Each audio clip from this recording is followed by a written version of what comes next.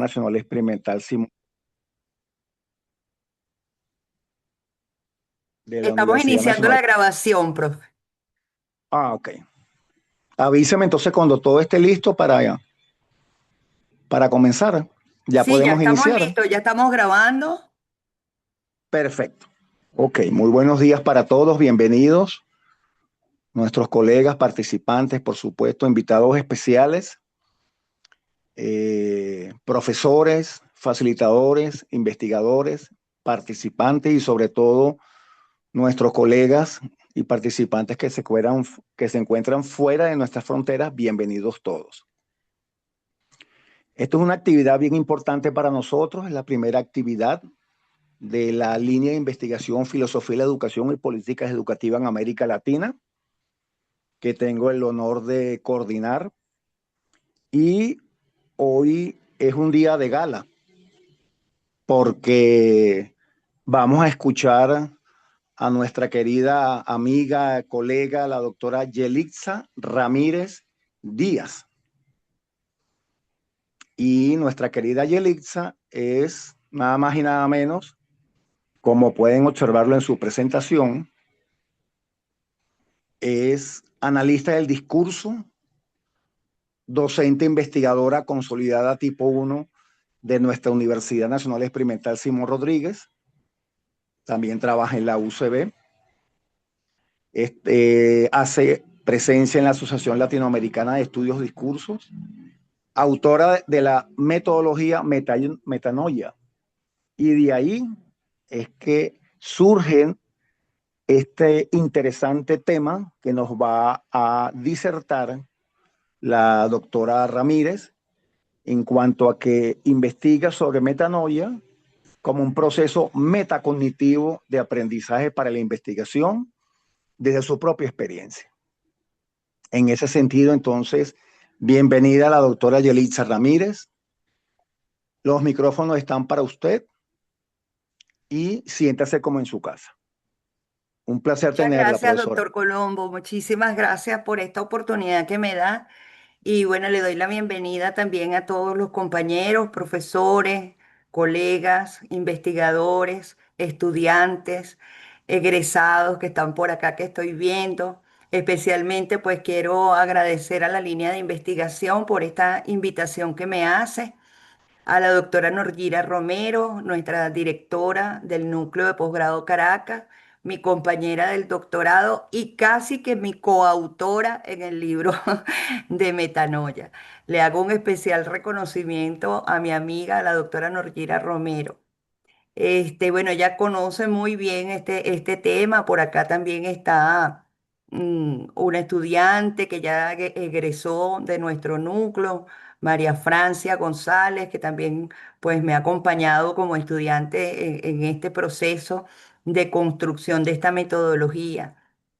Bueno, sin más preámbulos, vamos entonces a comenzar a exponer, ¿verdad? Este proceso. Eh, bueno, metanoia es una metodología metacognitiva de investigación en ciencias humanas y sociales y nos las hemos planteado como una hermenéutica de la experiencia.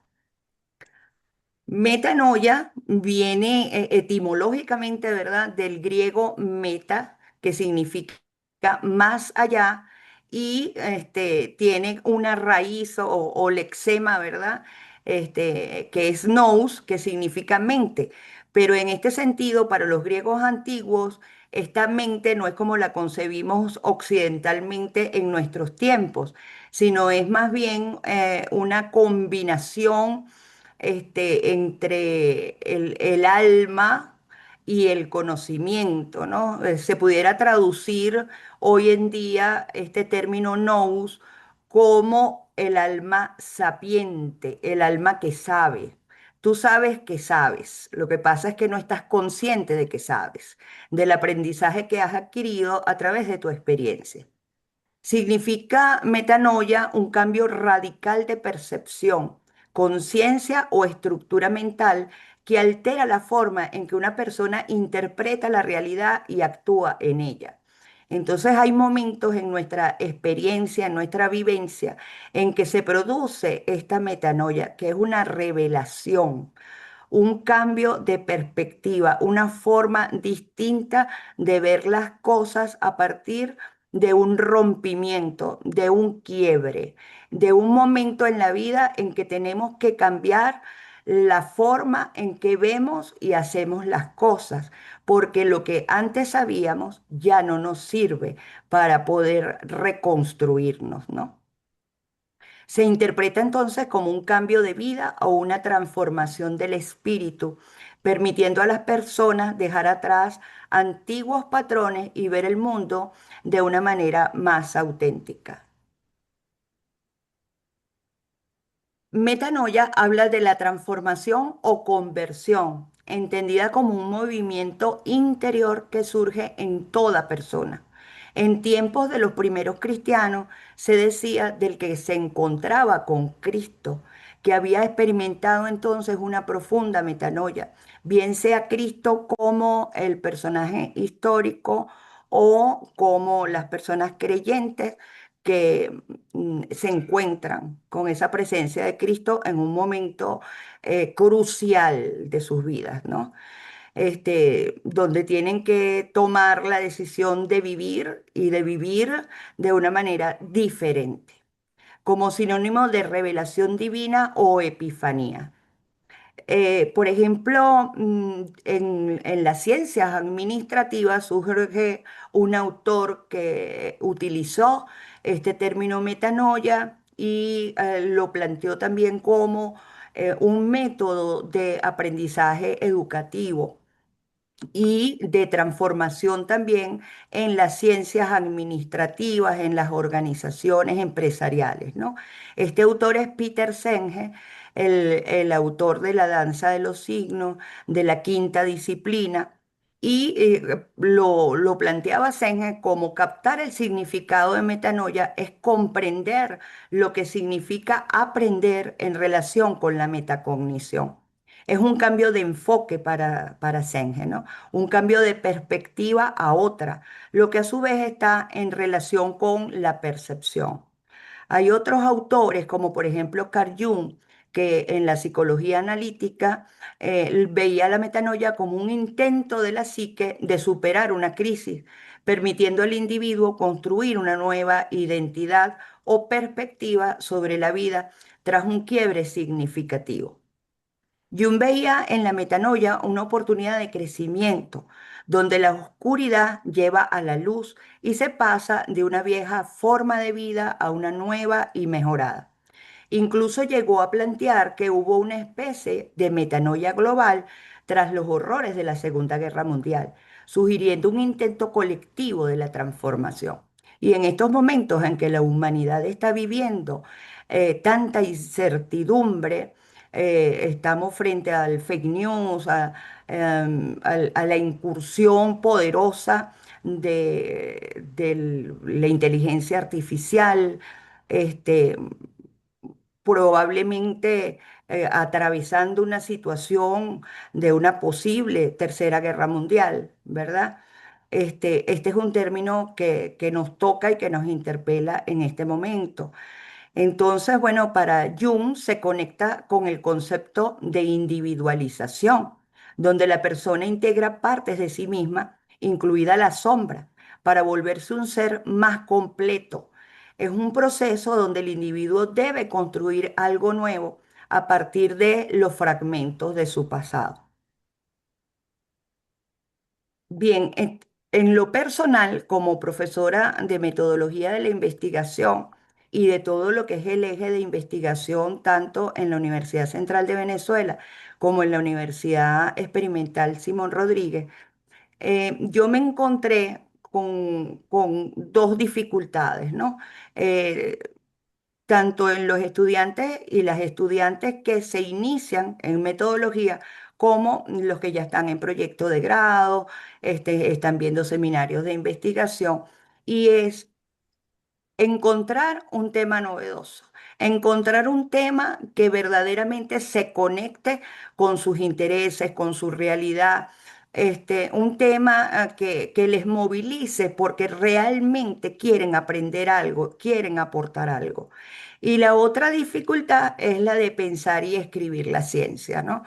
Bien es sabido que el discurso académico pues tiene una estructura, en muchos casos bastante rígida, y que los estudiantes y las estudiantes no están acostumbrados a expresarse, a desarrollar lo que es un discurso argumentativo, ¿no?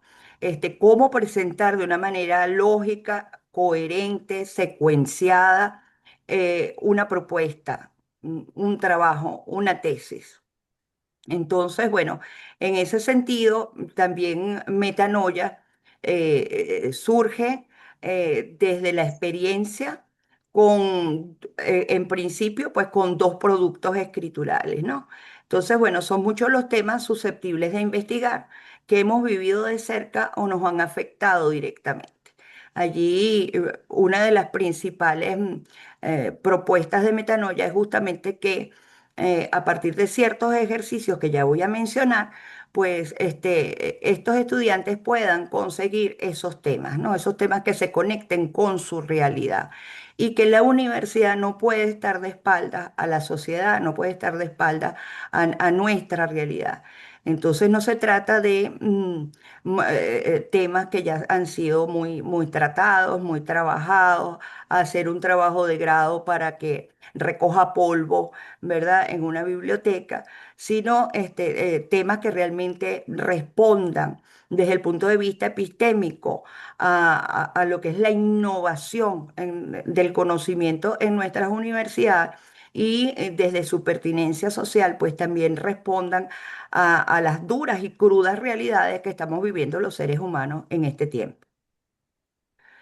Bien, entonces en este sentido, aquí Metanoia se plantea tres momentos de investigación y cada uno de ellos tiene unas técnicas y unos instrumentos, ¿no?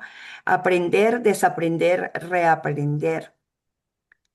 En el primer momento, y aquí hago especial reconocimiento a la doctora Norgira porque Metanoia surge como mi tesis doctoral, ¿verdad? En estudios abiertos en la Universidad Simón Rodríguez. Y cuando estábamos en el doctorado, recuerdo especialmente un momento en que yo le decía a la profesora Norgira que no encontraba el nombre, cómo ponerle nombre a esos tres momentos. Y Norgira dijo, investigar, interrumpir, instalar lo nuevo. Yo le dije, queda, eso queda definitivamente. Entonces, bueno, esta es la estructura de metanoia. Como les decía, etimológicamente, más allá, el alma sapiente, el alma que sabe, que sabe, que sabe. Ia, ese sufijo ia, significa continuidad. ¿Mm? Fíjense que está en metodología, en ideología, ¿verdad? Esa partícula significa continuidad. Por eso es que metanoia es el conocimiento inacabado. Estamos en una permanente cambio, construcción y deconstrucción de significados, ¿no? Y metanoia se ubica justamente en el terreno de lo simbólico. Acá tengo este pensamiento de Malala Yousafzai, esta muchacha pakistaní que recibió un tiro en la sien, una muchacha de 14 años, solamente por pedir, por reclamar igualdad para las niñas en Pakistán y bueno, recibió un tiro por eso, ¿no? Por exigir su derecho a la educación. Y Malala dijo cuando recibió el premio Nobel, cuento mi historia no porque sea la única o porque sea única, sino porque no lo es. Metanoia es un método novedoso de investigación de la realidad y de los fenómenos sociales desde las experiencias emocionales. El objetivo es convertirlas en conocimiento situado, documentado, teórico, transdisciplinar, trascendente y relevante. Metanoia surge como tesis doctoral aprobada a partir de abordar las dificultades de estudiantes de posgrado para escribir sus trabajos finales de grado. Em, Siempre me hacen la pregunta, ¿no? ¿Por qué las experiencias emocionales? Yo tomé de la metodología que aplicaron en estudios abiertos para mi cohorte, ¿verdad? Lo de las autobiografías, ¿no? Este, para mí debo de confesar que fue muy duro ese doctorado porque tanto mi pregrado en artes como la maestría y el doctorado que hice en la UCB fue en análisis del discurso. Y bueno, pues yo no tenía ningún acercamiento a una metodología de este tipo. Y eso, pues, como dicen los muchachos hoy en día, me rompió la cabeza, ¿no? Yo no sabía qué hacer con tanta libertad. ¿Cómo es que voy a empezar haciendo una autobiografía y cómo se relaciona eso con mi vida? Bueno, yo escogí como tutora a la doctora Mireya Bolet, con quien estoy infinitamente agradecida. Le hago especial reconocimiento. Mirella me dijo, cuando estábamos haciendo la tesis, me hizo una pregunta y para mí esa pregunta lo cambió todo. Cuando me preguntó que a quién quería comprender cuando decidí hacer una maestría en estudios del discurso. ¿A quién quería comprender? Y una vez que pasé semanas con esa pregunta debajo del brazo, esa pregunta en la cabeza, ¿a quién quería comprender? Entonces, precisamente por eso es que mi tesis doctoral se llama Del discurso perverso a la metanoia, es decir, a la revelación, a cuando uno desmonta las estructuras sociales que le dan aterrizaje, que le dan territorio, que ubican en una geografía social y simbólica la experiencia. No quiero profundizar mucho en por qué del discurso perverso, pero en mi tesis doctoral, pues yo utilizo todos los conocimientos que adquirí tanto en la maestría como en el doctorado en estudios del discurso para caracterizar lo que es un tipo de discurso manipulador que se orienta no a que uno se toma la emulsión de Scott, ¿verdad? Porque los que somos aquí madres y padres sabemos que en algún momento manipulamos a nuestros hijos para que se tomen la emulsión de Scott. Este es un tipo de discurso muy oculto, muy difícil de desmontar, muy opaco, pero que tiene una intencionalidad profunda de causar daño, de desestabilizar, de desestructurar. Y cuando las personas llegamos a esa etapa, eh, llega el momento, ¿verdad?, en que se produce esa metanoia. Como diría mi mamá, o corres o te encaramas. Bueno, yo decidí correr. El objetivo es convertirlas en conocimiento situado, documentado, teórico, transdisciplinar, trascendente y relevante. Es decir, convertir esa experiencia en un conocimiento, investigarse a uno mismo, ¿verdad? Ese primer momento que vemos en la esfera, ¿verdad? Investigar qué se ha escrito, qué hay sobre ese fenómeno que a mí me está palpitando, que a mí me está sonando, que está resonando conmigo. Metanoia surgió entonces como tesis doctoral, ¿verdad? Como les decía, del discurso perverso a la metanoia, es decir, a la revelación, a un cambio de la percepción, a aterrizar en lo social. ¿Por qué trascendente? Porque lo convertimos en un conocimiento que después va a ser también útil para otras personas que están atravesando situaciones similares, para comprender también otras realidades que son atravesadas por esa situación.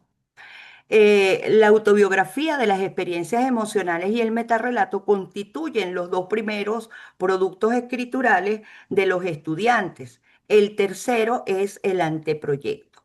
Se aspira en la discusión del y con el tema realizar un aporte al conocimiento de una realidad vivida, sentida, experimentada y razonada.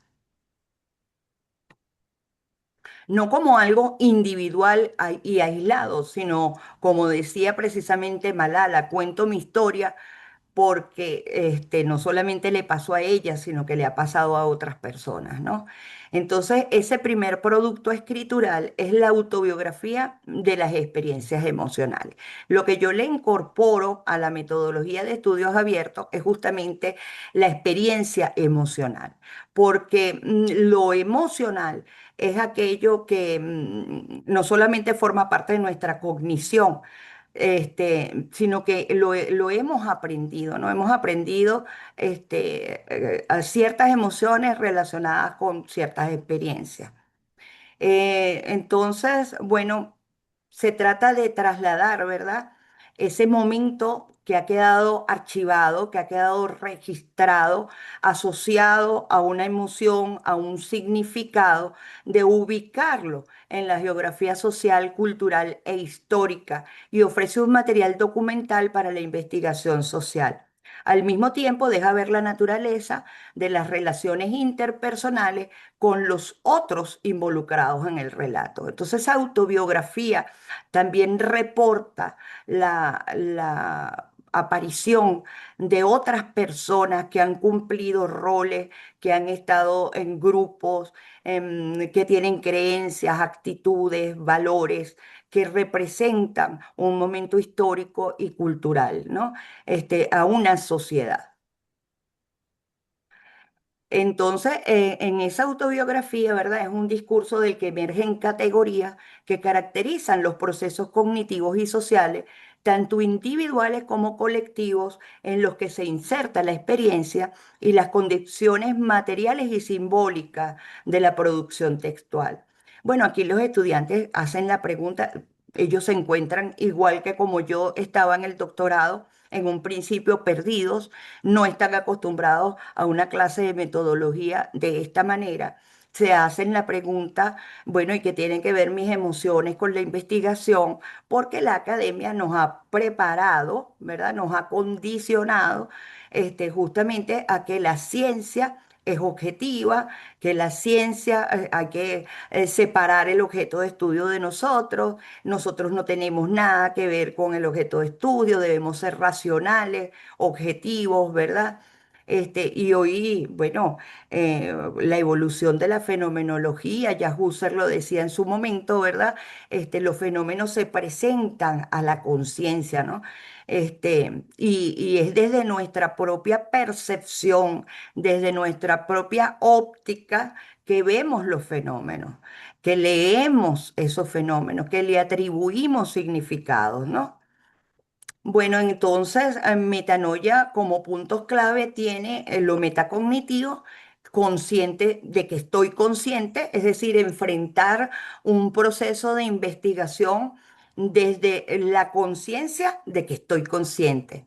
Piensa lo que piensas, es decir, hacerme consciente de cómo es mi forma de aprendizaje, cómo es mi forma de pensar, qué tan involucrado estoy con este proyecto, con este objeto de estudio, cuáles son mis sesgos, cómo pienso yo sobre este fenómeno. No es solamente el fenómeno, sino cómo lo pienso. Nos permite autogestionar y controlar nuestros propios procesos de aprendizaje. Aprender a aprender motivado desde lo emocional con fines de investigación social. Segundo, promueve un diálogo interdisciplinario porque permite abordar tanto el impacto de la tecnología como las transformaciones en la subjetividad y la cultura. Esto genera un espacio productivo para reimaginar los conceptos de verdad, progreso y comunidad en la era digital. De hecho, en el libro que fue premiado por la Simón Rodríguez, yo presento un ejemplo real con la inteligencia artificial, donde yo le solicito que haga una autobiografía, le doy cierto contexto, hace la autobiografía y cuando le pido que haga una autobiografía de las experiencias emocionales y le doy contexto para que lo haga, inmediatamente la inteligencia artificial me contesta que es un software que no tiene emociones y que no puede cumplir con lo que le estoy pidiendo. Entonces es interesante ver cómo todavía estas habilidades blandas no pueden ser abordadas por la inteligencia artificial por ahora. Tres, este enfoque transformador, porque puede abrir camino a nuevas teorías, métodos más innovadores y una mayor autenticidad en el proceso de investigación, integrando tanto el conocimiento racional como el emocional para la formación de investigadores, porque nosotros tenemos que tener muy claro que los posgrados son para formar investigadores y que tenemos que formar investigadores con compromiso, investigadores críticos, investigadores comprometidos con nuestra realidad nacional, de cara a la sociedad, ¿verdad? Y no solamente integrantes de un posgrado que están allí para obtener un título, sino gente comprometida. Y bueno, el enfoque crítico, hermenéutico, hermenéutico interpretativo, ultra complejo y heurístico. El investigador en este sentido entonces se convierte en un intérprete de la realidad social, sabiendo que sus experiencias emocionales, sus experiencias personales no son solo suyas, sino que también responden a una realidad, a un contexto. Y Metanoia invita, ¿verdad? A justamente primero aterrizar esas experiencias en hacer una lectura de ese contexto. Y ni siquiera quiero contarles lo importante que ha sido esta experiencia en los ya casi 4 años que tengo aplicando y creciendo, ¿no? Esto es verdaderamente IA, ¿no? Es decir, un proceso inacabado porque en cada clase, esta es una investigación, como lo dije en el momento que recibí el premio, es una investigación colectiva porque aquí están las voces de los estudiantes en todo lo que se escribió. Bueno, Metanoia, tres momentos, tres productos. Recuperar, repensar, resignificar. En el primer momento se le pide a los estudiantes que hagan la autobiografía de las experiencias emocionales. Se le da total libertad para escribir esa autobiografía. Los estudiantes reportan, ¿verdad?, que en principio pensaban que era un ejercicio sencillo. Lo único que se les pide es que lo escriban de puño y letra, que sea un manuscrito. Hay mucha preocupación en las neurociencias hoy en día con el uso de los instrumentos digitales, el teléfono, la tablet, las pantallas, ¿verdad? Que estamos perdiendo ciertas condiciones y habilidades de nuestro cerebro, ciertas áreas que están dejando de usarse por el hecho de que hoy en día no escribimos, ¿no? Y que en el proceso en el que estamos escribiendo, mientras unimos una letra con otra, se están activando ciertas áreas del cerebro, la memoria, la atención, ¿verdad? El poder reflexionar mientras escribo, eso se está perdiendo con el uso es decir, el cerebro humano está cambiando. Entonces, en este primer momento de investigarse a través de la autobiografía de las experiencias emocionales, se le pregunta al estudiante qué pasó, qué pasó. En el segundo momento, que es interrumpir, ¿verdad? Se presenta los metarrelatos, que es esa lectura que voy a hacer de los contextos. Este, ¿A qué huele? Esto lo tomo, por supuesto, de Van Manen, ¿no? ¿A qué huele ese momento? ¿O con qué música la asocio? ¿Qué temperatura tenía? Todas esas experiencias que están allí registradas, ¿no? Y la pregunta motivadora en este segundo momento de los metarrelatos es ¿qué aprendí? ¿Qué aprendí? Una vez que hago esa lectura hago ese tránsito de lo personal, que es la autobiografía, a los metarrelatos, es decir, más allá del relato, donde identificamos patrones, identificamos guiones, identificamos mandatos. Un metarrelato es eso, es un discurso hegemónico que la sociedad nos ha impuesto y que nuestras experiencias están insertas dentro de esos guiones y esos patrones. Y bueno, resignificar la experiencia a través de hacerse preguntas de investigación concreta. Aquí hemos tenido en este último semestre eh, una, mm, una experiencia muy interesante porque en los metarrelatos se le pide a los estudiantes que hagan una cartografía, que es un mapa, ¿verdad? Es visual, donde ellos escogen una experiencia emocional para trabajarla, la que ellos quieran, una experiencia emocional, y puedan colocarlo en una lámina, ¿no? Y establecer ciertas conexiones que ya voy a explicar. Bueno, entonces hemos tenido una experiencia bien interesante con la inteligencia artificial haciendo una captura de pantalla de esa cartografía, y la inteligencia artificial ya con unos prompts muy específicos construidos, creo que hay un micrófono abierto, bueno, nos permite hacer esa lectura, de los metarrelatos y llegar incluso ya a la propuesta para el estudiante de voy a ver quién, creo que hay un micrófono abierto por acá. Ah, sí, por acá. Bien, ya lo resolví. Volvemos acá. Bueno, entonces en ese tercer momento ya sí el estudiante puede plantearse una investigación que no necesariamente tiene que reportar su experiencia, ¿no? No, no todo el mundo está abierto a que su experiencia sea divulgada, sea publicada, sea conocida, ¿no? Entonces ya en este tercer momento, ya si el estudiante se plantea y se formula su problema de investigación, su contextualización, todo el planteamiento del problema, el marco teórico, el marco metodológico, tal y como lo exige la universidad, como lo exige la academia. Bueno, este momento uno, la autobiografía de las experiencias emocionales. Cada estudiante escribe su autobiografía enfatizando aquellos episodios en los que sus emociones y reacciones marcaron un antes y un después, en su forma de interpretar situaciones personales, profesionales o sociales. Aquí debo decir que los estudiantes reportan que cuando comienzan a hacer las autobiografías surgen recuerdos que ellos ni siquiera se acordaban que tenían, ¿no? La autobiografía de las experiencias emocionales es un ejercicio reflexivo de introspección motivado por la pregunta, ¿cómo me sentí cuando?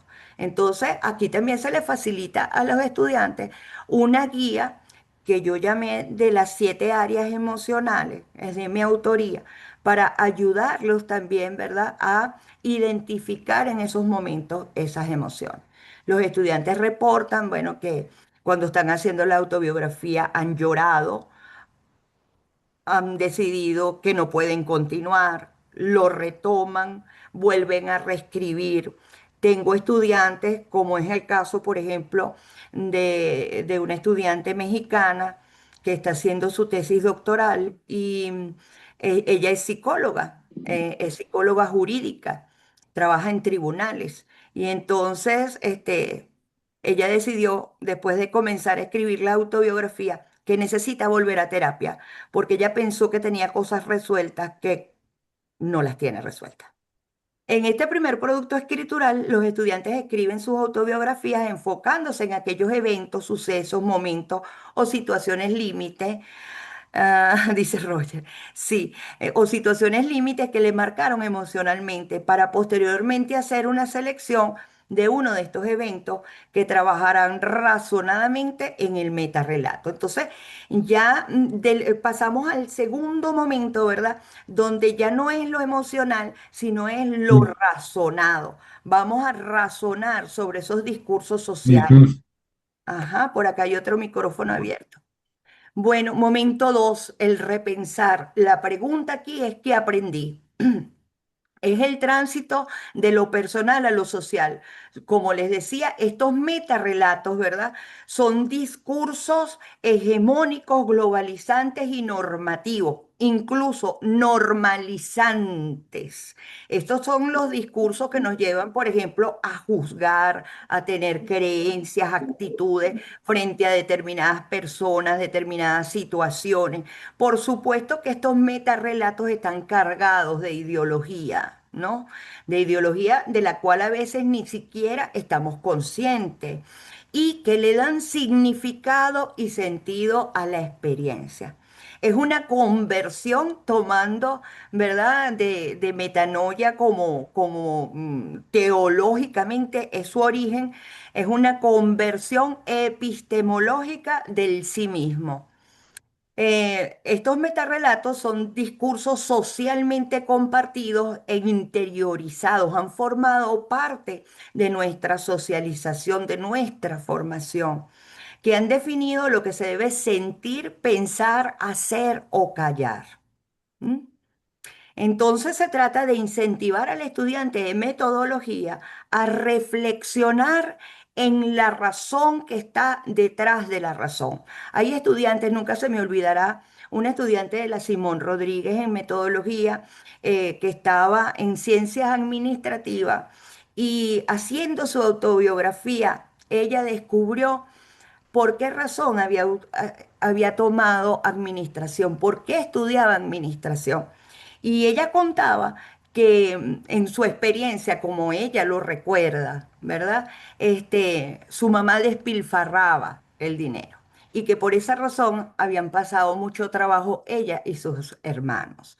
Entonces, esta estudiante se plantea hacer en su trabajo de grado un programa de organización de las finanzas familiares, ¿no? Poco más o menos iba por allí. Responde a la pregunta generadora, ¿cuáles son los significados sociales que le dan sentido a la experiencia vivida y sentido?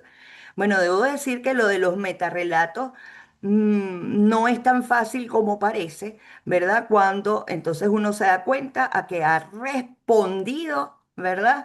Ha estado reseteado, ubicado dentro de patrones, cumpliendo guiones, cumpliendo roles de los cuales a veces no estamos conscientes. Somos seres hechos de discursos. Metanoia propone recuperar, repensar y resignificar las historias y los discursos que nos habitan. Esos discursos nos habitan. Entonces, como metodología metacognitiva, se trata de pensar lo que piensas. Bueno, este momento dos, ¿verdad? ¿Qué le preguntas a esta realidad? Quien narra se investiga a sí mismo y sus circunstancias sociales, históricas y culturales. El narrador del metarrelato es un intérprete de la realidad vivida y sentida. El intérprete, es decir, el investigador, explica lo que ocurrió desde su punto de vista. Recibe su información desde lo que sabe y conoce. Puede interpelar sus creencias y conocimientos compartidos del mundo. Hay historias allí, porque el discurso es también histórico. Hay experiencias, porque el discurso es interaccional. Le hemos atribuido significados interpersonales, a los grupos, a las personas, a las situaciones que hemos vivido, a los espacios incluso. La interpretación depende de las creencias y las experiencias, cognición. En este texto, el estudiante, en ese segundo momento, hay esta segunda producción escritural, ¿verdad? Que es esa reflexión crítica sobre esos metarrelatos, ¿no? Esos discursos. Primero hay que identificar esos discursos que le han dado soporte a la experiencia. Por eso le preguntamos al estudiante en este segundo momento, ¿qué le preguntas tú a esta realidad?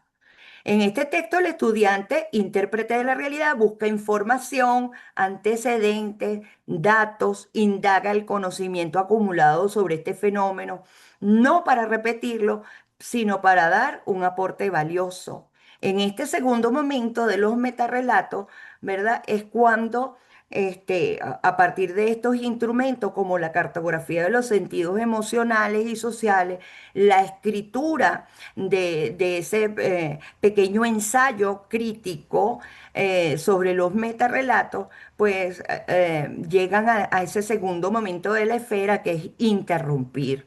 Interrumpir este, parte de cómo hemos atribuido esos significados. La cartografía emocional es una herramienta que permite al sujeto visualizar su experiencia simbólica en relación con los discursos sociales que le atraviesan. Este mapa no busca exactitud geográfica, sino verdad simbólica. Es un ejercicio de localización emocional donde el sujeto puede ver cómo los metarrelatos se han inscrito en su historia y cómo pueden ser resignificados. Los metarrelatos identificados en la cartografía emocional revelan su función normativa, han operado como estructuras, de eso se trata, de desestructurar, ¿no? Estructuras de sentido que regulan la subjetividad. En el tercer momento, metanoia, ¿verdad? Perdón, momento dos que aprendí todavía, de los metarrelatos, en esta cartografía de los sentidos emocionales y los significados sociales, han surgido en la actividad con los estudiantes en clase estas categorías: los verbatelling, el archivo simbólico y el nodo simbólico. Reflexionar sistemáticamente sobre estos relatos autobiográficos para identificar las influencias de los metarrelatos en la percepción y en la interpretación de los fenómenos sociales. Utilizar la autobiografía y la metacognición para identificar patrones y sesgos personales y situarlos en un contexto más amplio. Bueno, los verbatelling son frases que condensan el sentido profundo de una vivencia. No son citas, son revelaciones. Ejemplo, la cuerdita solo la sostenía yo. Este es un ejemplo real en clase que surgió de un estudiante que haciendo su cartografía se dio cuenta que tenía un vínculo que no era tal, un vínculo que era falso, ¿no? Este, mm, Entendiendo ese vínculo, ¿verdad? Como yo sostengo una punta de la cuerda y tú sostienes la otra, hay reciprocidad. Pues este estudiante se da cuenta que la cuerdita solo la sostenía ella. Esta frase no describe, sino que estructura el vínculo. No solo recoge lo dicho, sino lo vivido y recordado. En la investigación narrativa, el verbatelling recoge la textura afectiva, simbólica y política de lo dicho. Se convierte en tejido y no solo en cita. Esto transforma el análisis en una práctica autohermenéutica, donde el sujeto se interpreta a sí mismo como parte del mundo que investiga. El archivo simbólico. Bueno, esto está realmente crudo, ¿no? El archivo simbólico es algo que yo quiero seguir desarrollando porque en los últimos 2 semestres, pues es una categoría que todavía hay que seguir trabajando. El archivo simbólico no conserva hechos, sino significados. Es decir, en nuestra memoria episódica a largo plazo, nosotros conservamos memorias, pero en el archivo simbólico, esta memoria o a esta memoria se le suman los significados que le hemos atribuido. Es el espacio donde se sedimentan, se cristalizan las representaciones que los sistemas sociales atribuyen a los sujetos, configurando su identidad, sus roles, sus pertenencias grupales, sus creencias, valores, actitudes y las relaciones de poder que los atraviesan. En este marco, ser leído no remite al acto de interpretar un texto escrito, ¿ah? Sino al proceso por el cual el sujeto humano es convertido en símbolo, en narrativa, en inscripción discursiva dentro de una estructura familiar, social, institucional, organizacional o comunitaria. El nodo simbólico, otra de las categorías, Es un punto de conexión o intersección en una red o sistema simbólico de la experiencia que permite identificar patrones y recurrencias. Este nodo simbólico, cuando los estudiantes hacen la cartografía, encuentran que es un punto de interconexión de diferentes experiencias, ¿no? Han tenido diferentes experiencias que se conectan y el verbatelling les ayuda a encontrar ese nodo simbólico de la experiencia. Eh, es un punto de conexión en una red de datos experienciales y simbólicos que se almacenan en la memoria episódica a largo plazo y se pueden procesar para producir nuevos conocimientos. Cada conexión puede ser considerado como un nodo simbólico, es decir, un conjunto de significados específicos en contextos sociales como puntos de crecimiento personal y epistémico. Tengo estudiantes que, por ejemplo, han encontrado en la experiencia del rechazo, en experiencias de humillación, en experiencias de desprecio, su nodo simbólico. Es decir, diferentes experiencias que se conectan con esa sensación de desprecio, con esa sensación de rechazo. Y que por supuesto, como son emociones que nos habitan, están soportadas, ¿verdad? Por esos metarrelatos. La cartografía, paso uno, preparación y recolección de la información. Seleccionar de la autobiografía, se le pide en este segundo momento, ¿verdad? Que seleccionen de la autobiografía en forma libre un evento o episodio que identifiques como clave para tu aprendizaje y tu autoconocimiento. Aquí debemos revelar que esto es lo que se le pide a los estudiantes, pero eso pocas veces sucede. O sea, se le pide que escojan un momento y por vía de asociación, cuando ellos hacen la cartografía, hay un micrófono abierto cuando hacen la cartografía, pues encuentran, sí, sí se dará acceso a la grabación. Bueno, entonces les decía, ¿verdad? Que cuando se les pide que escojan un momento libre, pues al hacer la cartografía se ven presentes diferentes momentos de la autobiografía y se hace como circular, ¿no? En la mayoría de los casos, esa cartografía.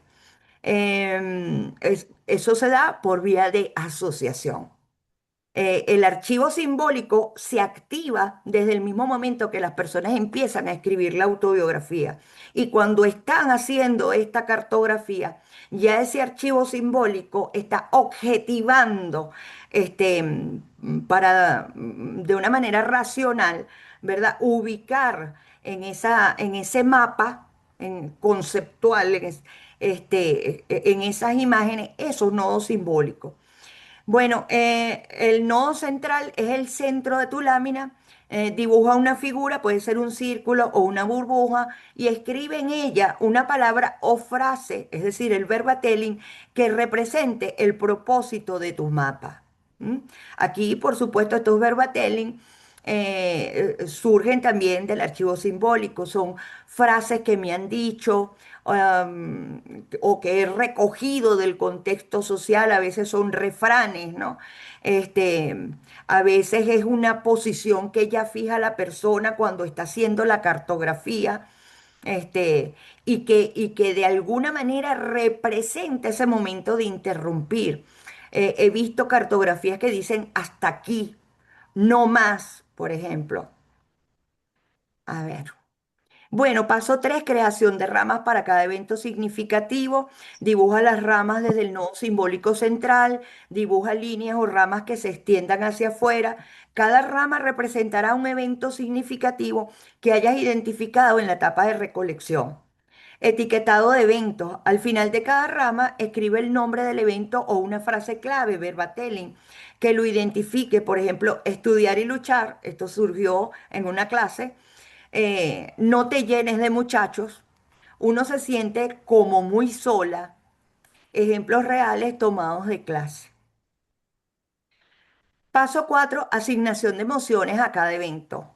Subramas emocionales. Para cada evento dibuja subramas que salgan de la rama principal. Cada subrama deberá conectarse a una emoción que experimentaste durante ese evento. Ejemplo, del evento uno se siente como muy sola, podrías tener subramas etiquetadas como tristeza, ira y confusión. Estos son ejemplos reales. Palabras específicas. Es importante usar palabras que describan de forma precisa la emoción. Si lo consideras necesario, añade breves descripciones o fechas para contextualizar la experiencia. Aquí, como yo les comentaba hace rato, yo les invito a los estudiantes a identificar colores, aromas, sensaciones, este, temperaturas, canciones, películas, novelas, todo aquello que te ayuda a ubicar y a registrar la experiencia.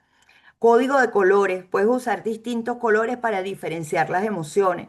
Esta codificación ayudará a visualizar patrones y a distinguir fácilmente las emociones. Todos estos pasos, pues, son sugeridos, ¿verdad? Porque aquí es muy importante que las personas expresen libremente, con su creatividad, este, ese mapa de las emociones, esa cartografía. Busca coincidencias, es decir, el paso 5, conectar patrones y relaciones de sentido. Busca coincidencias. Una vez que hayas añadido todas las emociones a los diferentes eventos que seleccionaste, observa si existen emociones repetidas en distintos episodios. Dibuja líneas o utiliza pequeños iconos para marcar conexiones entre eventos que compartan la misma emoción, lo que puede ayudarte a identificar patrones recurrentes en tu experiencia.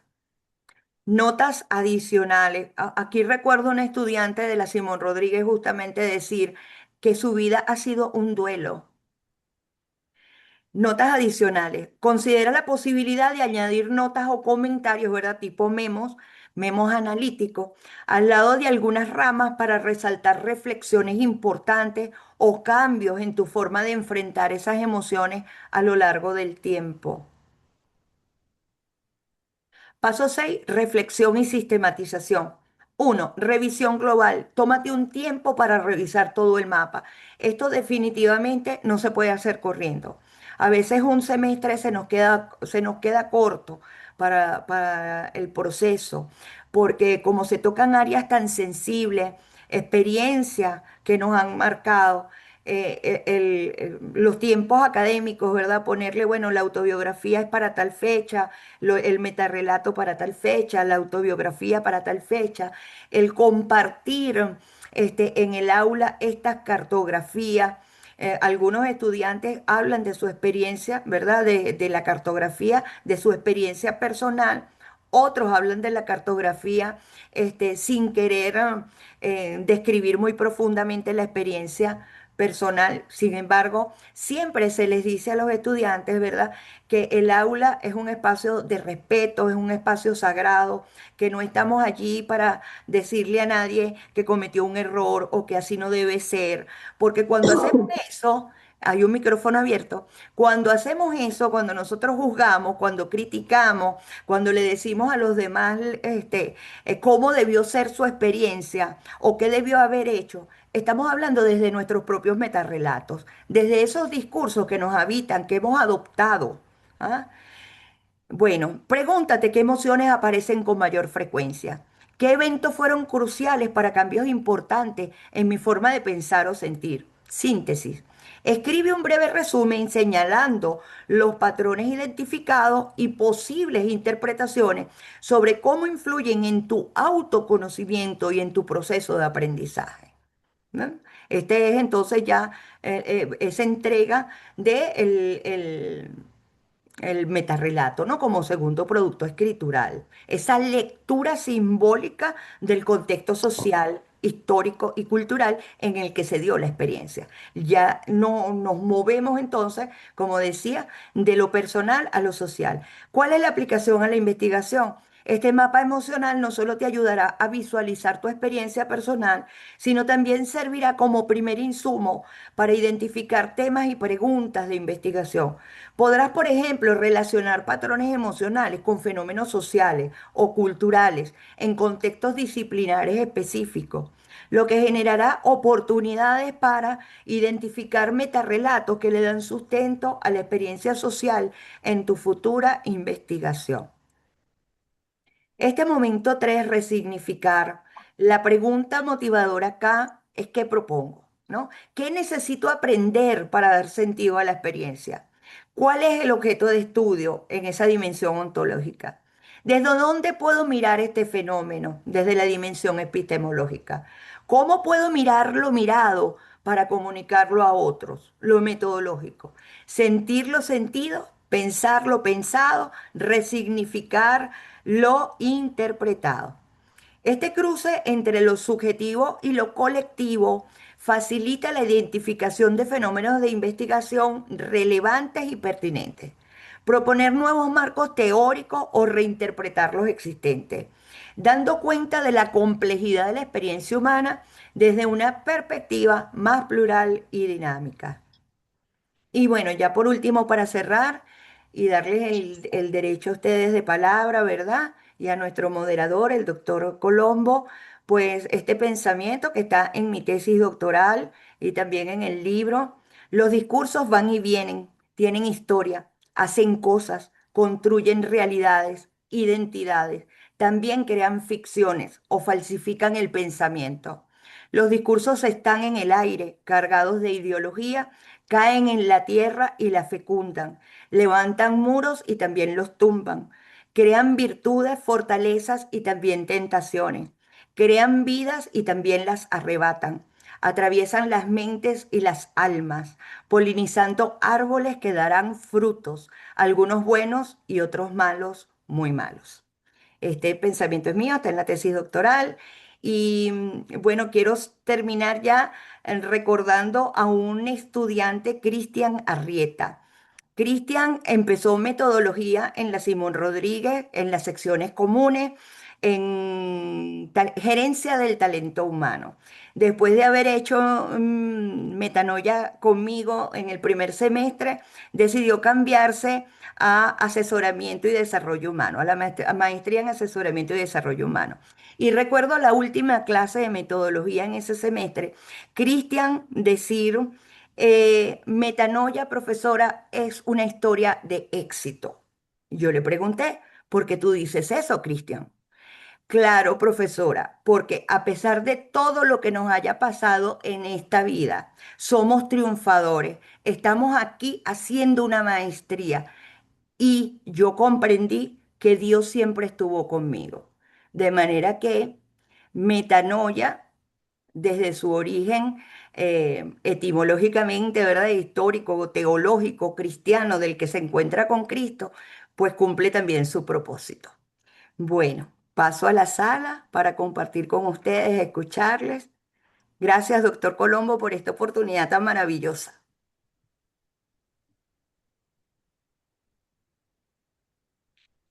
Ah, la transformación. Excelente, excelente disertación de nuestra querida ponente, nuestra querida Yelixa. Definitivamente hay mucha tela que cortar sobre la investigación sobre metanoia y definitivamente es un tipo de metodología y afortunadamente tiene que ver con los principios filosóficos de nuestra Universidad Nacional Experimental Simón Rodríguez, como es el aspecto educativo andragógico y que de alguna manera implica pues que nuestros participantes ellos tengan la posibilidad de descubrir todo lo que tiene que ver con sus investigaciones, el objeto de estudio, el asunto de investigación, de tal manera de que nuestros participantes tengan la posibilidad de presentar su trabajo de investigación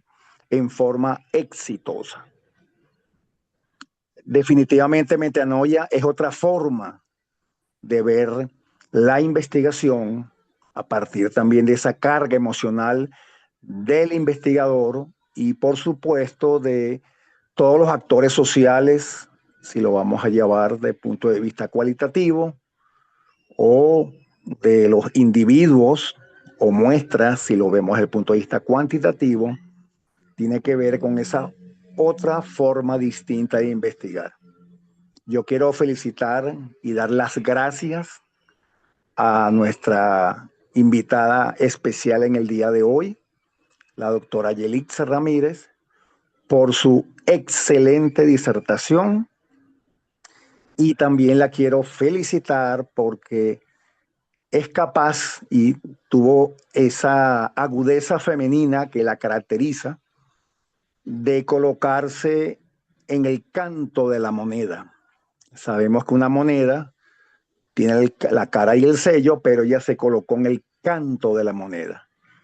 Y a partir pues de esas realidades que vivimos en nuestra actualidad, este tipo de investigación asume su propia esencia y se traduce en lo que hacemos hincapié en nuestra universidad, la producción textual con fines académicos, con fines investigativos, de tal manera de que tenemos esa metanoia como una forma de ver nuestra realidad y el ambiente circundante distinto a como lo veía y lo sigue viendo el positivismo puro, el racionalismo, y verdad que le reitero mis más sinceras felicitaciones a la profesora Yelitza.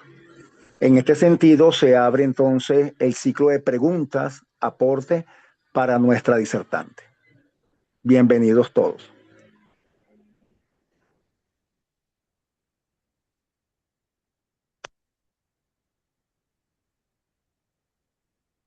Ah, ok, no todos al mismo tiempo. Aquí No, tenemos a Elsie Cuicas. Sí, Elsie, te escucho. Elsie, abre el micrófono. Ajá. Bu- Bien. Buenos días, profesora. Un placer conocerla por aquí, por este medio. Bueno, yo no sé cómo llamarle a esto, tal vez es sincronía de Dios. Yo soy una de sus participantes del seminario de trabajo de grado. Yo tengo días revisando lo que se requiere para el encuentro de mañana. Y usted estaba hablando, y usted a medida que nos hablaba de la metanoia, yo veía esto que me faltaba para poder completar lo que necesito para mi trabajo de grado. Mi pregunta es, profe, ¿cuánto tiempo se puede desarrollar la metanoia? Porque tenemos demasiadas coincidencias, demasiadas. Bueno, yo mañana le hablaría en mi particularidad de mi trabajo de grado, pero tenemos muchas cosas en común y no sé si hay posibilidad de que yo pueda desarrollar la metanoia a partir del día de mañana con usted.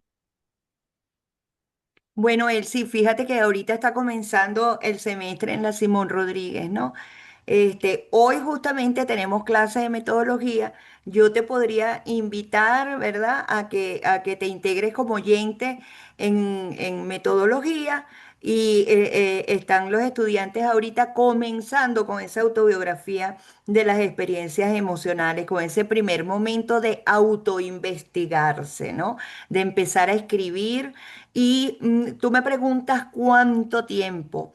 Bueno, IA, esto no termina, es el conocimiento inacabado. Ahora, para hacer una tesis, bueno,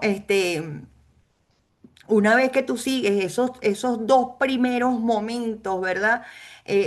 Sobre todo en el segundo, cuando el archivo simbólico está plenamente activado, estás trabajando esos discursos hegemónicos, esos guiones, esos patrones de la sociedad.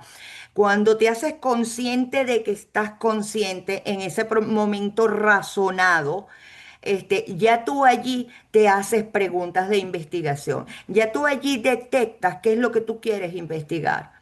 Fíjate, por ejemplo, la mayoría de los investigadores no estamos conscientes de que siempre tenemos una línea de investigación, siempre tenemos un tema. Por ejemplo, en mi propia experiencia, yo durante muchos años investigué el tema de la violencia discursiva. pero no sabía por qué lo estaba haciendo. Hasta aquella pregunta de la doctora Mireya Bolet, mi tutora, ¿a quién querías entender? ¿Por qué yo lo llamo del discurso perverso?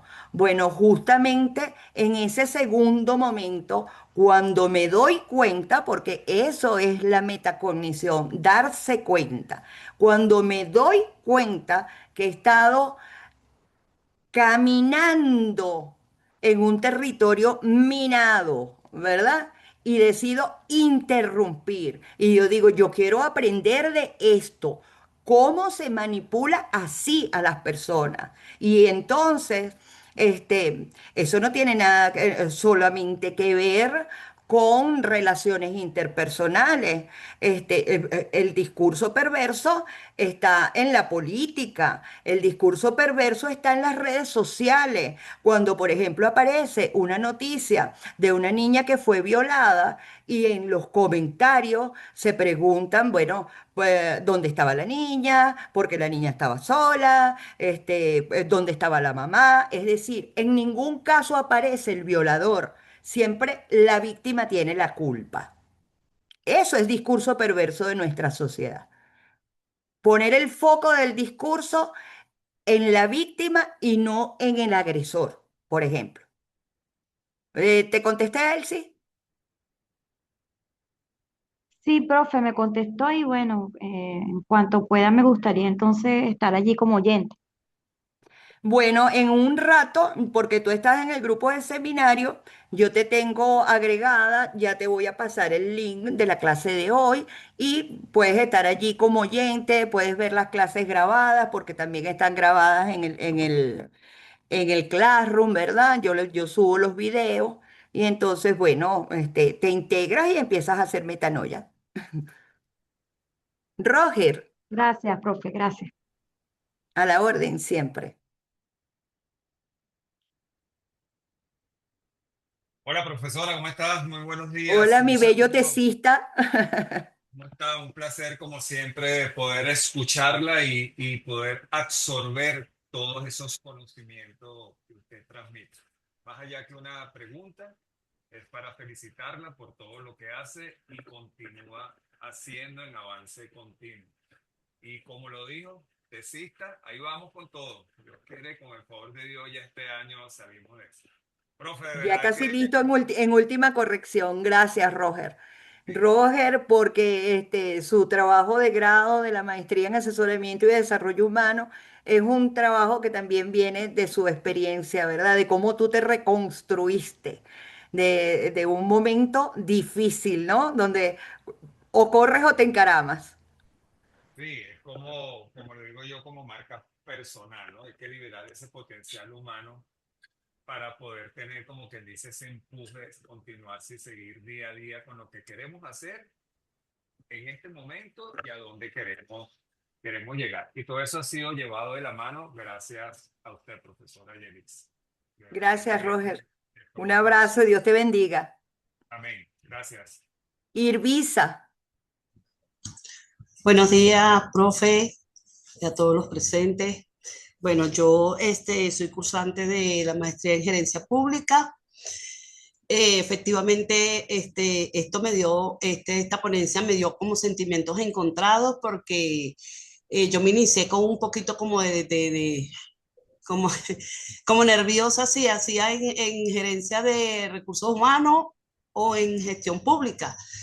Después de esta metanoia, como le llaman acá, es más, para mí, yo soy sociólogo, es mi carrera base, y cuando vi metodología con la doctora Norgira, wow, cuando ella me dice que haga una autobiografía, yo decía, ajá, ¿qué tiene que ver esto con gestión pública? Y haz esto, y haz esto, y yo me volvía como loca en la madrugada, decía, pero ajá, ¿qué tiene que ver? Posterior a eso, después de toda esta historia que usted contó acá, de toda esta ponencia que me encantó, es más, le saqué fotos por si acaso no lo pasaban, me di cuenta que de esa autobiografía yo estoy trabajando mi investigación. Saqué mi tema de investigación ¿Te diste y cuenta? me di cuenta, de hecho, yo llamé a la profesora Norgira y le dije que me iba a cambiar para recursos humanos. Y entonces, después evalué, conversé con otro profesor también, profesor Colombo, y me di cuenta que este era mi norte. Y volví a leer mi autobiografía y dije, aquí falta tela por cortar, y bueno, y en eso estoy trabajando en mi investigación. Por eso esto me parece fabuloso, de verdad, pues esto me dio a mí un universo que ya no hallo. Es más, quería agarrar otro tema y dije, no es este, porque si no, nunca voy a sacar la tesis. De verdad que agradecida con la UNERS, con los profesores, con la profesora Norgira, con usted, con el profesor Colombo y con todos. Agradecida de verdad. Bueno, estamos a la orden, estamos a la orden. Y bueno, Gracias. justamente, Irvisa, justamente en lo emocional, en la autobiografía, ¿verdad? Porque lo que más nosotros archivamos en ese archivo simbólico, justamente, es los episodios, los eventos, los momentos que están asociados a una emoción. Eso. Ujú. Por eso es que es la autobiografía de las experiencias emocionales. ¿Ah? Porque los eventos que te marcaron están asociados a una determinada emoción y por supuesto a un modelo mental, es decir, a una forma de ver las cosas a partir de esa emoción. ¿Por qué? Porque el cerebro asocia, esto se parece a aquello, ¿ah? Esta Ujú. persona se parece a aquella otra. ¿M? Sí, es verdad, sí, es verdad. Y de paso el cerebro parece que se acordara solo de las cosas malas, no de las buenas, que es lo que motiva a uno a investigar por qué pasó esto, para qué esto y qué voy a conseguir con esto. Es verdad, tienes razón. Bueno, Bueno, gracias. bueno, Irvisa, fíjate que como dije, ¿verdad? Esta es una investigación que está en pleno desarrollo, como dicen por allí, ¿verdad? Está en pleno desarrollo todavía, porque yo hice esa guía de las 7 áreas emocionales, pero hoy en día, si me preguntaras, hoy en día, yo creo que realmente hay dos emociones básicas, dolor y alegría. Exacto. La rabia es una máscara del dolor. Sí, es verdad. De verdad que sí. Me puso como sensible. Bueno, sí, sí, sí. Esto mueve, esto mueve. Yanina, hola Yanina. Y por aquí mi Marta tan linda también. Yanina, abre el micrófono.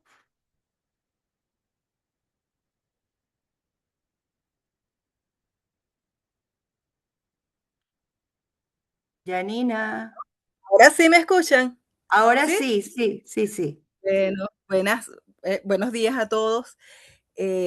Primeramente, profe, agradecerle a usted y al profesor Colombo estos espacios tan hermosos que de verdad nutren al estudiante, a nosotros como investigadores, nos nutren como investigadores.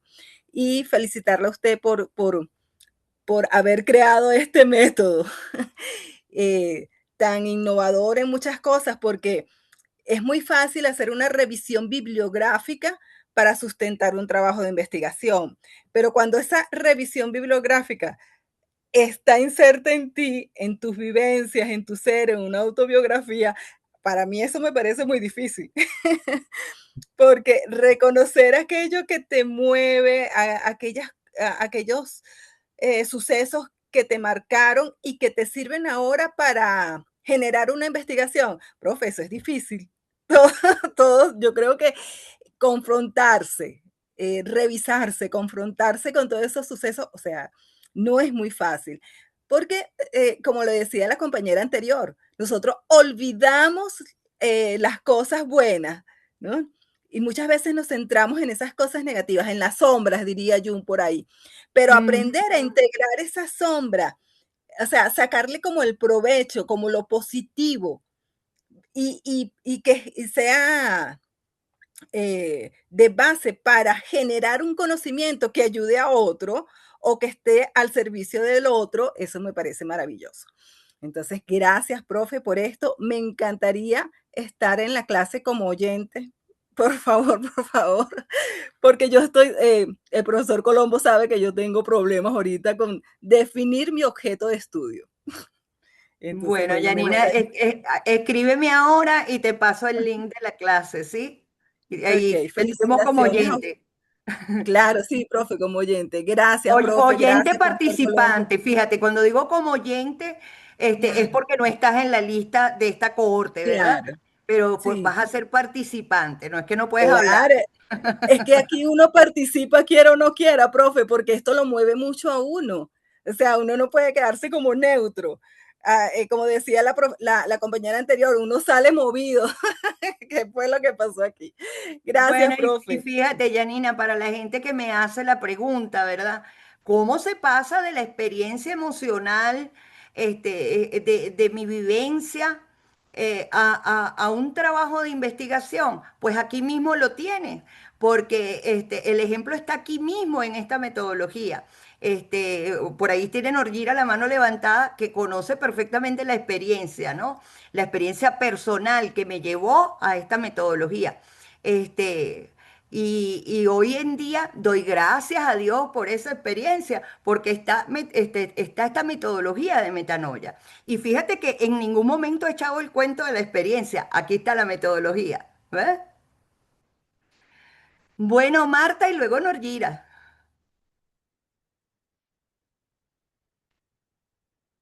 Marta, Hola, buenos días, ¿me escuchan? perfecto, sí. ¿Cómo están? Hablaré un poco pausado, estoy recién operada de la mandíbula y del maxilar, pero no me podía perder su maravillosa disertación el día de hoy. Maravilloso como siempre, profe, de verdad que qué bonito que una experiencia de vida como la de usted pueda estar arrojando em, esta maravillosa investigación, no tanto para reflejar em, sus situaciones desde, Dios mío, lo que le pasó, sino en la fuerza y reflejar la fuerza y la fortaleza del reaprender, del volverse a amar y ver de todo lo negativo lo positivo y sacar este maravilloso material que la ha transformado mucho a usted y eh, en un futuro y se están viendo los frutos, el poder transformar a otros, que creo que esa es la esencia del ser humano, el poder brindar las manos a otros. Es maravilloso escucharla. Bueno, yo ya he tenido la dicha y el privilegio de estar en sus clases. Ahorita en asesoría en seminario de investigación 2 empiezo con el profesor Colombo. Su primera clase me fascinó. Como usted sabe, soy demasiado emocional, demasiado eufórica. Y cuando consigo estos profesores que me mueven las fibras, pues de verdad que muy agradecida. Yo tengo mi objeto de estudio, ya usted lo conoce, mi experiencia como madre de dos adolescentes con autismo, pero quien más me ha marcado es el mayor, que su autismo ha sido nivel 3 y todo lo que he podido desde la aceptación, desde el duelo de aceptar y comprender esta condición de mi hijo, pues me permitió transformarme y me ha permitido crecer de la mano con mi hijo y mientras que yo he ido generando conocimiento y aprendiendo de las circunstancias malas, porque yo digo que las circunstancias malas es las que nos mueve o nos obliga a aprender y a discernir qué debemos mejorar para poder o para que sea más llevadero ese acompañamiento y ver la evolución y la transformación de mi hijo de nivel 3 a nivel 1, que no es una clasificación pues que como madre sea tan importante para mí, sino ver todos los cambios que Yeoso ha podido tener, pues para mí es maravilloso. Me encantaría que mi trabajo de investigación sea enfocado en mi experiencia de vida, pero tengo dificultad o no tengo el conocimiento de cómo poder hacerlo. Em, Espero poder contar con su apoyo, profe, para poder adquirir esas herramientas necesarias para desarrollar mi trabajo de investigación y que también sea un trabajo que rinda frutos y que le muestre a otras madres que tienen las mismas situaciones o parecidas, y no solamente dentro del trastorno del espectro autista, que es muy fuerte, sino dentro de cualquier condición de vida o cualquier discapacidad, que primero no están solas y que segundo siempre cambiando las miradas y las perspectivas con buenas herramientas y personas a los lados, a nuestros entornos que nos permitan crecer, podemos ir mejorando de esa situación que vemos que es eh, un infierno o es una situación muy crítica de la cual nosotros no podemos salir, ver en un momento determinado que ha sido un gran proceso de aprendizaje para nosotros y de transformación.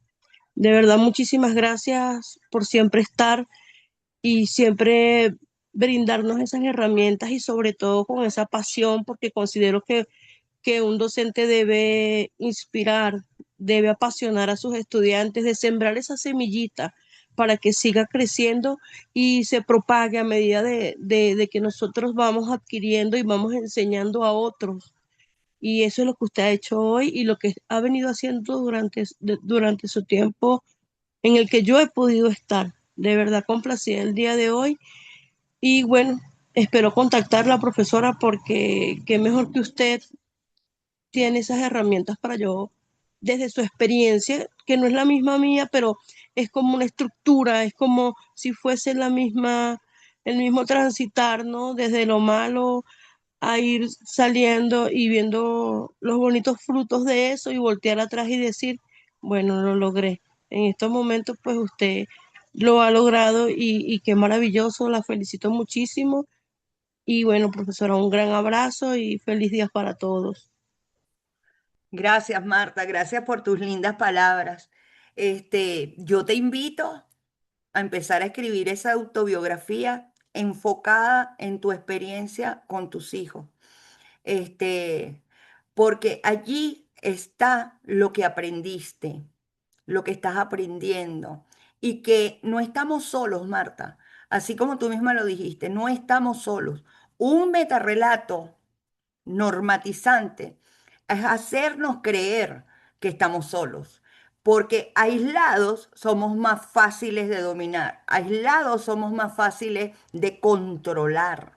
Fíjate que hoy en día pues ya no se habla del control y del poder en términos de Foucault, ¿verdad? Ya el control sobre el cuerpo, el control es sobre las mentes. Y allí es donde esos metarrelatos son tan importantes, ¿no? Ese trabajo tuyo puede darle mucho acompañamiento y mucho conocimiento a otras madres y otros familiares y cuidadores que tienen situaciones similares. Y rescatando a Cristian, el estudiante que decía, ¿verdad? Metanoia es una historia de éxitos. Tú eres una madre exitosa que has logrado atravesar ese mar de dolor y estar aquí y tú sabes que sabes. Entonces pon ese conocimiento para la humanidad. A eso te invito.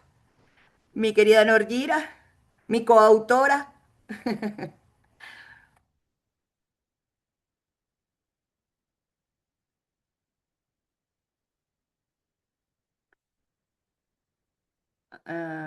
Ajá. Norgira, no, yo no te escucho.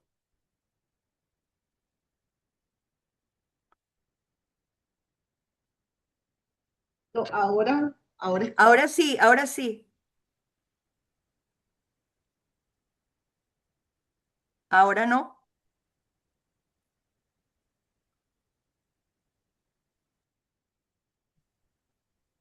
ahora No, sí. ahora sí, ahora sí.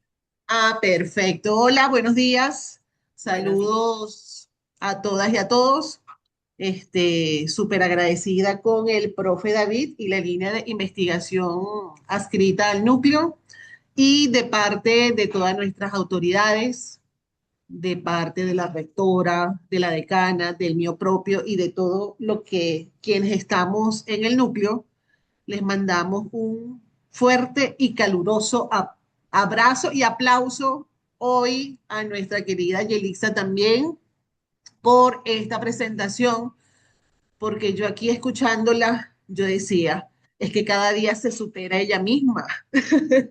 cada día estructura mucho mejor y da a entender eso con los pasos, con el método, con las formas.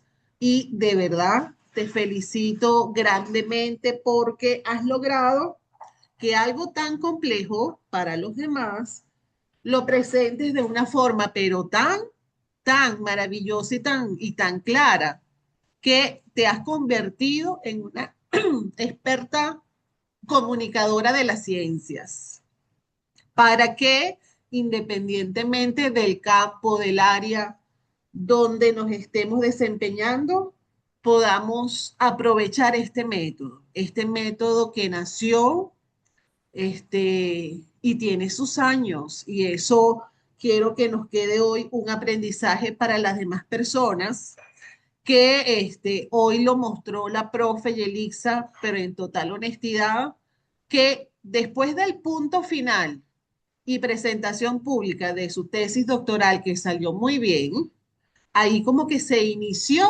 se abrió un nuevo camino, y un nuevo camino que ha hecho parte de su tránsito de trabajo, pues, de trabajo. Entonces, fíjense todo lo que sale de la tesis doctoral. Por eso es que cuando esta universidad, que ya tiene 52 años, desde sus inicios, toma en cuenta la experiencia y luego aplica el método biográfico, es por este potencial que tiene con cada una de las experiencias, y mucho más ahora, hoy día, en estos tiempos de los métodos y de los modelos de lenguaje, de, por supuesto, la inteligencia artificial generativa, que genera texto, pero que no genera otras cosas que, tal como lo dijo la profe, no tiene nada que ver con la experiencia. Entonces, hoy día, si nos preguntamos, ¿tiene sentido hacer tesis en pregrado o en posgrado? Pues sí. ¿Por qué? Porque las tesis desde la experiencia se hacen originales, se hacen inéditas, se hacen auténticas, se hacen, digamos, difíciles de imitar o de copiar, y sigue valiendo la pena hacer investigación hoy día y hacer tesis, a pesar que cada día más surgen herramientas de inteligencia artificial. Entonces, esta es una muestra que bien vale la pena mirar un poco hacia adentro, mirar de forma introspectiva, y desde allí hacer todos estos pasos que la profe nos trae con su método, pero luego no quedarnos en ese relato, sino tomar una parte para iniciar o continuar nuestra investigación para presentar en nuestro posgrado o en nuestro pregrado. Y me encantan además todas las intervenciones, y especialmente a Irvisa, que me acuerdo perfectamente de esos cambios, que esto mueve tanto el piso, que llegan y después que hacen su autobiografía se dan cuenta que mejor estarían en otro posgrado, ¿vale? Porque allí como que algo pasa, se asienta y se clarifica algo, y me parece un aprendizaje también adicional, porque ahí seguro de allí en adelante esa lucha contra la página en blanco o contra la pregunta que voy a investigar, ya no va a haber eso. Habrán otros obstáculos, pero no eso. No eso que son digamos, los tradicionales que hemos visto hasta algún momento, pero ahora no. Y lo de Marta, completamente de acuerdo con la profe que dice, busca y ve la experiencia con tus hijos, porque cuando uno, insisto, ve desde las experiencias, el trabajo se hace sumamente rico. Y, por supuesto, más que una pregunta, Yelixa, es felicitarte realmente, porque, insisto, te has superado a ti misma y cada día nos presentas mucho mejor todos esos avances y todas esas, digamos, categorías emergentes o las cosas que van surgiendo de esto. Y esto hace algo adicional, hace que esta metódica o este método es vivo y es lo que estamos, digamos, haciendo notar que así como la vida misma está en constante movimiento, todos estos métodos, y no se asusten por esto, por supuesto, todos estos métodos son vivos, es una metódica en vivo que hace que surjan otras cosas y de verdad que lo hace bien maravilloso, bien auténtico y bien original. Entonces, el original, lo inédito, sí, lo original y lo inédito que al final buscamos en los trabajos de investigación, resulta que viene desde esto, viene desde las experiencias, porque las experiencias son únicas, son particulares. Y eso hace que cada tesis tenga esa parte, digamos, fantástica. Y la invitación es a no tener miedo, es seguir adelante, porque hacer investigación en la Simón Rodríguez es hacerla desde una metódica in vivo, que se mueve constantemente y eso sí, requiere su tiempo, no requiere hacerlo cuando uno está súper apurada, no, es detenerse, aunque uno diga, hoy me voy a dedicar 30 minutos a esto, pero concentrarse a eso. Así que es fácil y es factible, es, digamos, viable que uno pueda hacer una investigación desde una metódica in vivo como esta. Felicidades, súper orgullosísima de todos estos avances y de todos estos, digamos, aportes que has hecho, demasiado pertinentes para esto que contribuyen no solamente a la filosofía de la Simón Rodríguez, sino a esas metódicas alternativas. Y me encantó cuando el profe David dice,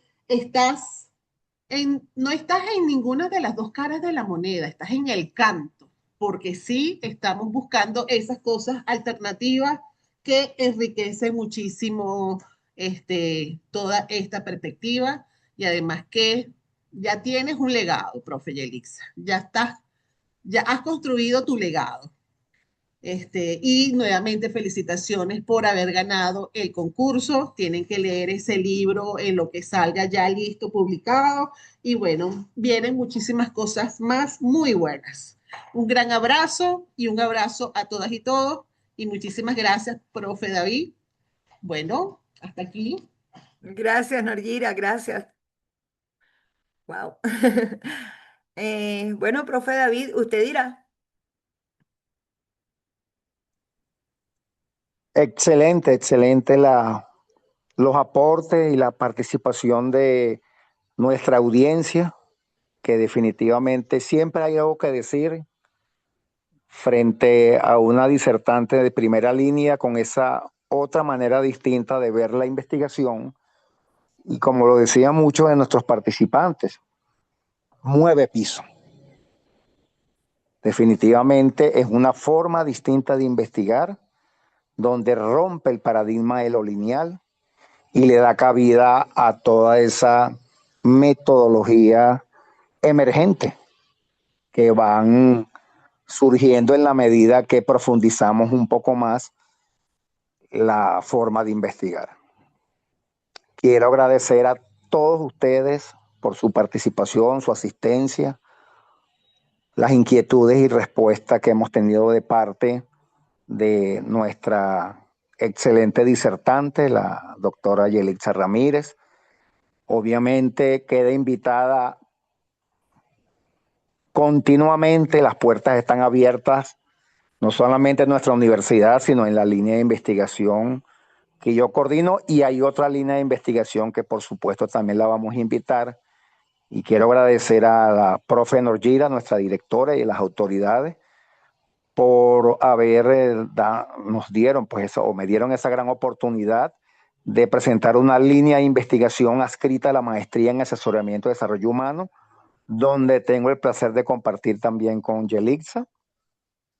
Y en esa línea de investigación se inserta muy bien la presentación de nuestra colega Yelixa. La línea se titula o está denominada La dialogicidad entre lo virtual y lo digital en ambientes emergentes diversos. Después se le dará mayor información. Obviamente, Yelixa sabe que también estás invitada para la línea. Y si no hay más preguntas, entonces daremos por finalizado por los momentos este tipo de actividad. Quiero agradecer de nuevo en nombre de nuestras autoridades, por supuesto, nuestros participantes, que es la razón de ser de nuestro núcleo y de la Universidad Simón Rodríguez, la excelente presentación de la doctora Yelixa Ramírez y algo bien importante, mujer al fin, precavida e inteligente, grabó esta disertación o su disertación, entonces después nos mandará el enlace para que aquellas personas que por diversas razones no pudieron asistir puedan escuchar entonces la disertación del día de hoy. Yelixa, si quieres agregar algo. Bueno, muchísimas gracias, profesor. Muchísimas gracias a la Simón Rodríguez porque me desestructuró, ¿verdad? Yo venía, como le dije, de la central, pues con mi pensamiento cuadradito de cómo se investiga. Bueno, con el doctorado todo cambió. Y muy agradecida de esta nueva línea de que usted nos está comentando, porque en estos momentos tan duros y rudos que vive la humanidad, donde todos los metarrelatos apuntan a mm, desestructurar, ¿no? Nuestra identidad, nuestra nación, nuestra familia, todo aquello que nos da sustento, que nos da piso, que nos da seguridad. Esta es una época marcada por la incertidumbre, este, y por supuesto por la angustia. No es casualidad que sean las crisis de pánico, la angustia, las enfermedades neurodegenerativas que vienen pues por esa angustia. Este, la única salida es hacia adentro. Como decía la profesora Norgira, con la introspección, con el trabajo interno, este, conociéndonos y reconociéndonos a nosotros mismos. Y la invitación también, si yo me preguntara a mí misma qué he aprendido con Metanoia, qué he aprendido después de escuchar tantas historias, tantos dolores, tantas situaciones difíciles que vivimos en la vida, es a ser más compasivos con nosotros mismos, más compasivos. Bueno, les doy un fuerte abrazo y muy agradecida por esta oportunidad. Chao, chao. Gracias, Yelixa, gracias a todos. Por supuesto, le estaremos informando sobre el video que muy gentilmente nos va a presentar la doctora Yelixa y también se le informará sobre las distintas actividades programadas en la línea para que puedan asistir. Gracias a todos por su participación. Que tengan muy buenas tardes. Hasta luego.